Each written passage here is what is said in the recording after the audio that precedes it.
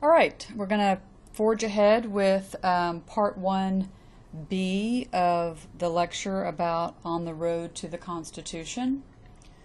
All right, if we think about as we move toward this new government, think again about why did the settlers come to the New World. This is something you're familiar with, I'm sure, from your history courses, but basically people wanted to escape religious persecution. They wanted a chance to own land, which probably wasn't an opportunity for them back in Europe. And many just wanted to start a new life. And so when they came to the New World, even though they lived under colonial rule, they had had some experience with autonomy under the king. However, as we mentioned in the last lecture, the advent of new taxes and new laws passed by the British led the colonists on the road to the Declaration of Independence and then through the Revolutionary War. So we pick up the story after the Revolutionary War is over, and so with independence, the colonists had to decide what kind of government are we going to have. Okay? And the first form of government, the first constitution that the new 13 states agreed upon was the Articles of Confederation. So this is the first attempt at a national government. And it's basically a reactionary document to the British system and the unitary form of government. But the colonists recognized that they wanted a written document that defined the rights and obligations and that would put a limit on government. After all, they had just shed themselves of a repressive government. They certainly didn't want to go back to that. So they had several issues. They knew that a national government was necessary to control trade among the states, that is, each other, and between the 13 states and foreign governments. They also knew they needed a national government to manage conflicts amongst the states about issues such as borders and border disputes.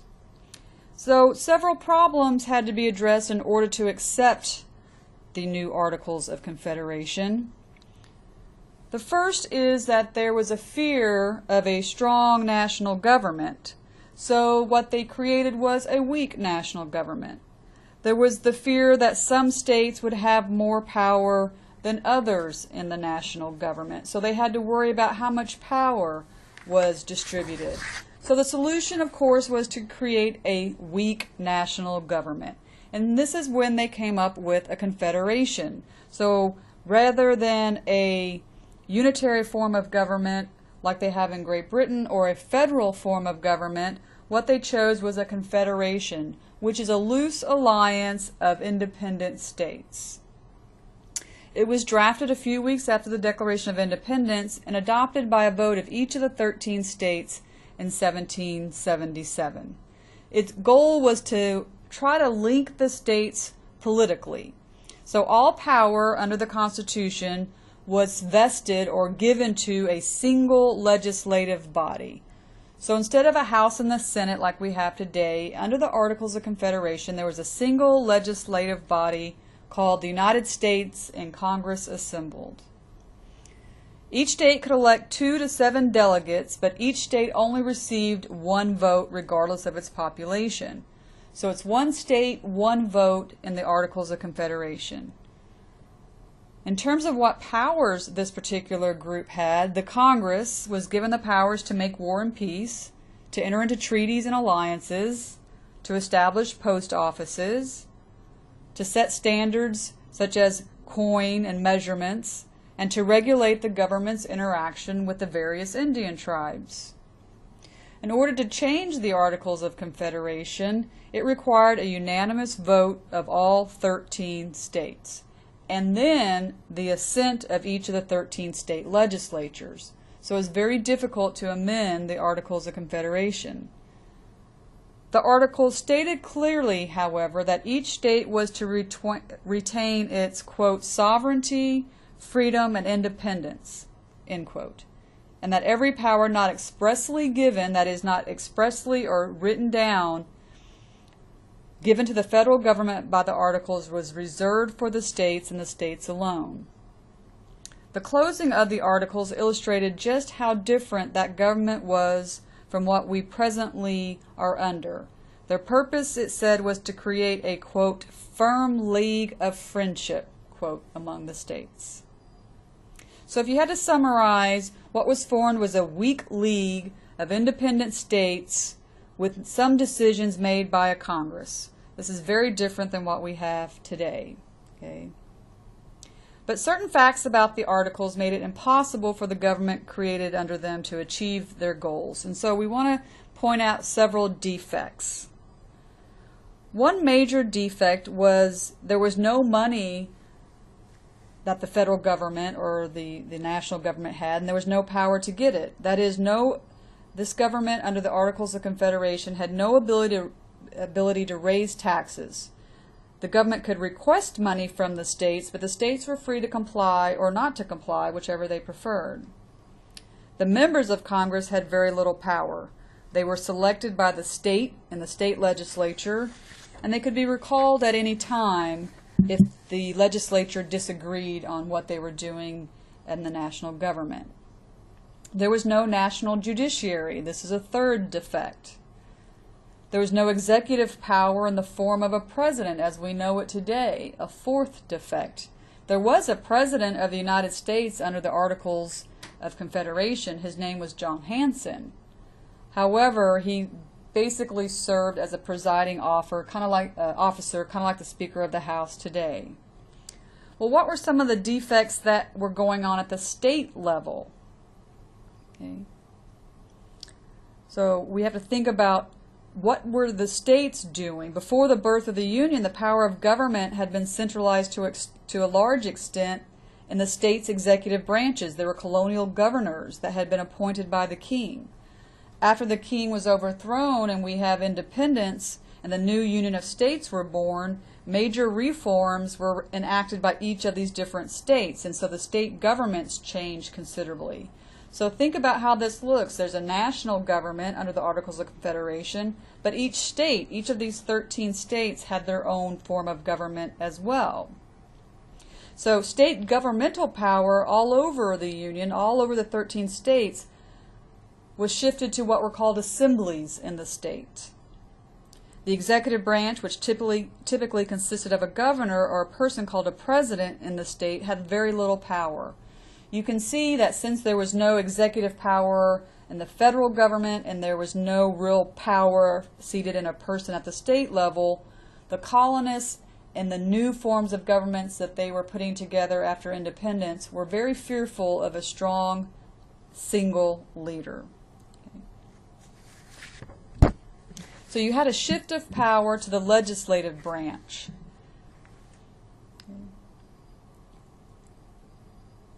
The states of the young Confederation, by the time the Constitutional Convention came around, had experience with some of this legislation that they were required to carry out, and they found that this arrangement wasn't working out too well. Okay. So since each one of these states was having some difficulty in governing, and since there was no real power for the federal government to govern, these experience led to the idea that perhaps the Articles of Confederation weren't working and we need something different. So we start to see the planning for a constitutional convention. Okay. And we have different folks talking about how the federal government was in chaos. Alexander Hamilton wrote that the Republic was sick and wanted powerful remedies. William Grayson, a congressman from Virginia, voiced a similar sentiment where he said that if something didn't change, the United States would be one of the most contemptible places on earth. George Washington, who had retired to Mount Vernon after the American Revolution, said, "No morn ever dawned more favorably than ours did, and no day has ever been more clouded than the present."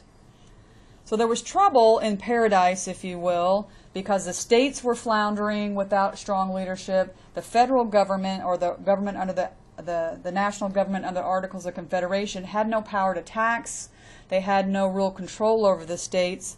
And then you had some chaos, in particular the spark that we will talk about in terms of Shays' Rebellion. So what happens in a kind of a capsule summary is that a lot of people around the Union, because of the economic problems they were in debt.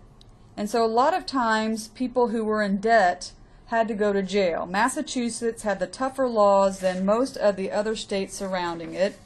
And in Massachusetts, the government put people in debt in jail. So this made Daniel Shay and other farmers who were poor very upset that Daniel Shay led an uprising of indebted farmers in Massachusetts. He raised a militia of his own in the summer and fall of 1786. He had had experience because he was a captain in the Continental Army. And his attempt was to take over the state. While this problem was faced by the militia of the state of Massachusetts, with the help of a few federal troops that existed in the vicinity, if the rebellion had been any larger than it was, the government may not have been able to do anything about it. And this got several states worried to the point that after some delay in February of 1787, the Congress passed a resolution that a convention be called with the sole intent of revising the Articles of Confederation. So you have a situation where you have indebted farmers leading a revolt that the state of Massachusetts, with just a little help from the federal government, was able to clamp down upon. But it scared everybody, all the state leaders, because they figured out that the government under the Articles of Confederation could not effectively respond to these types of crises. All right, so what we have is a search for a new plan. Okay. And there are 3 plans. One is prepared by James Madison, and it's referred to as the Virginia Plan. Okay. And what the Virginia Plan called for is a strong, consolidated union, unlike what was happening under the Articles of Confederation.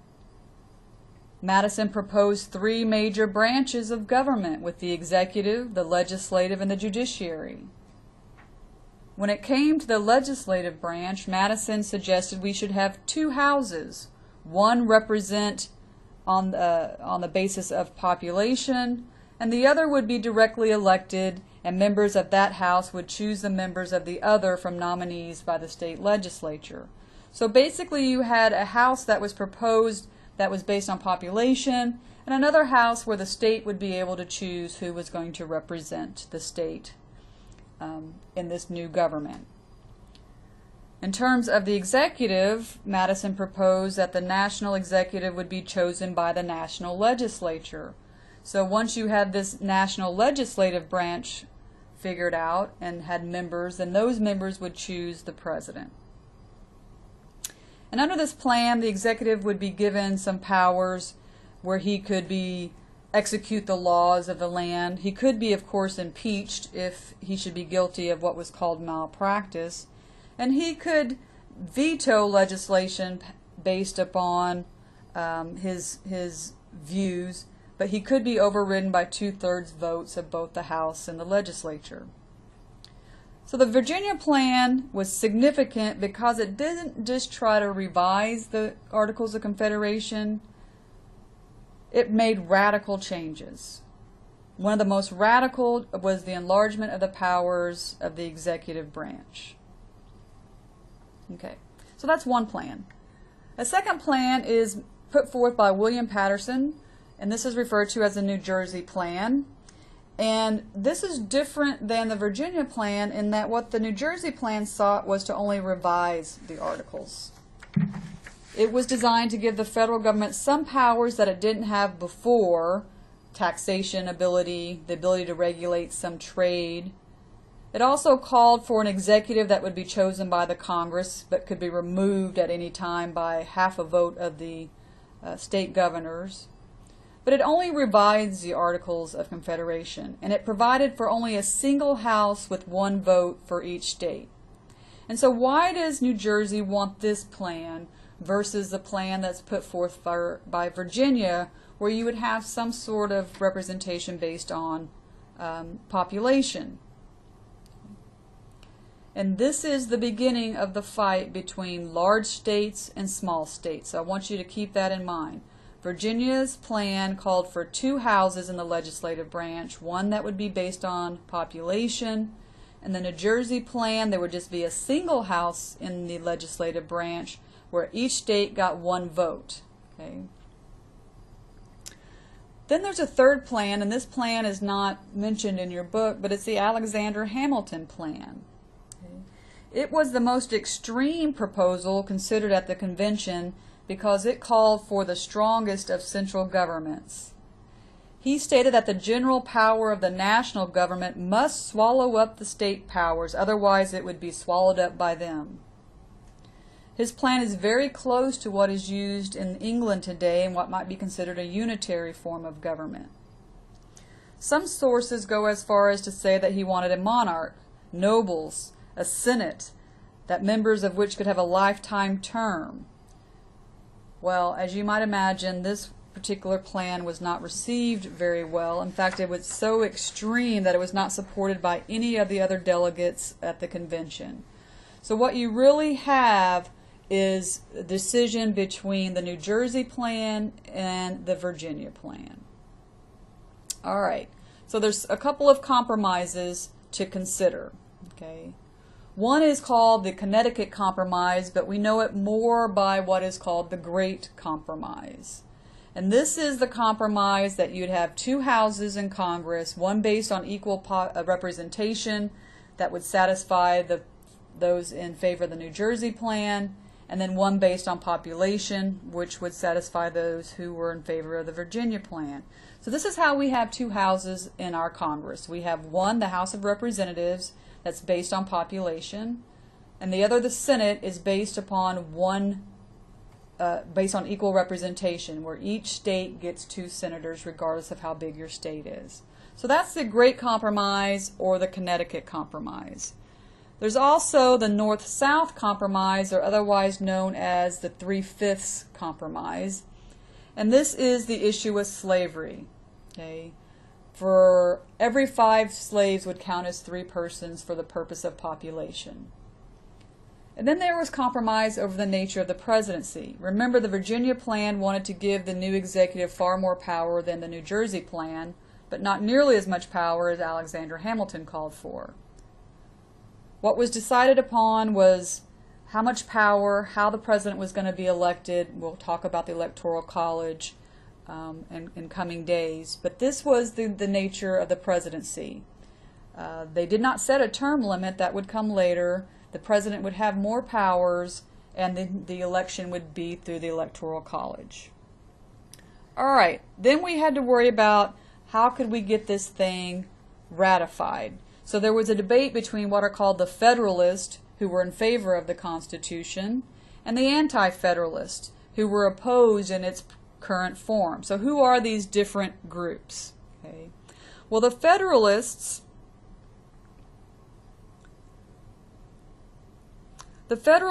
are those individuals who favor the new Constitution. They want a strong national government. They went directly to the public for ratification and published what is called the Federalist Papers. Okay. The Anti-Federalists are generally older Americans who want to hold on to this more Republican form of government. They favored local legislatures filled with citizens elected by the people of the community. They tend to live an agrarian lifestyle, lived in smaller communities where everyone possessed the same, let's say, civic virtue. And they presented several arguments. They argued that the Constitution should have been developed in meetings where proceedings were open to the public. They argued that it gave too much power to the national government at the expense of the state government. And they said it gave Congress too much power due to what is called the Necessary and Proper Clause.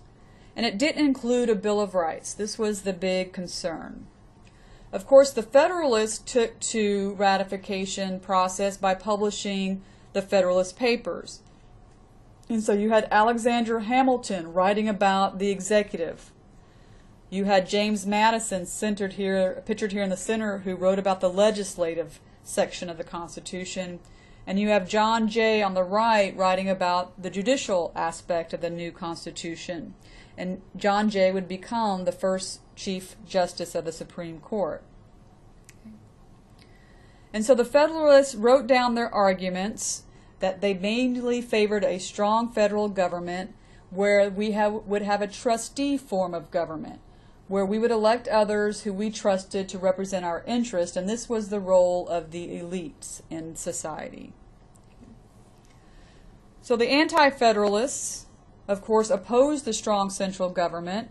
They were advocates more of states' rights, wanted term limits, and argued for the Bill of Rights. And the leading voice of the Anti-Federalist is Patrick Henry. Okay. Well, the compromise came about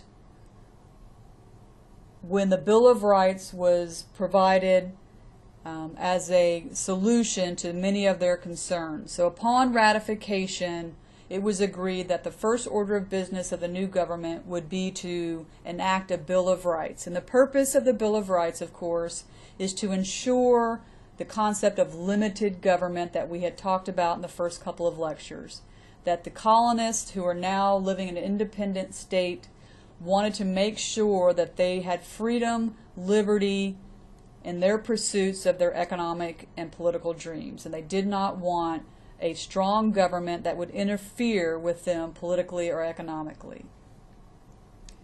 So here are the areas that were more Federalist in yellow, and the pink areas are the more Anti-Federalist. So you can see out toward the frontier or the interior was where you had much more of a Anti-Federalist movement, and then the coastal regions carried the Federalists. The dates indicate when the Constitution was ratified. Okay. And so the Constitution provides for a separation of powers, and here you have again how the Federalists and the Anti-Federalists, who they were, what they believed, what system of government did they favor, and who were their leaders. And this provides for you a nice summary of what the differences are between the Federalists and the Anti-Federalists. So that's where we'll end this lecture. Next time we'll start talking about more specifically what happens in the Constitution and do an outline of the different articles of the Constitution.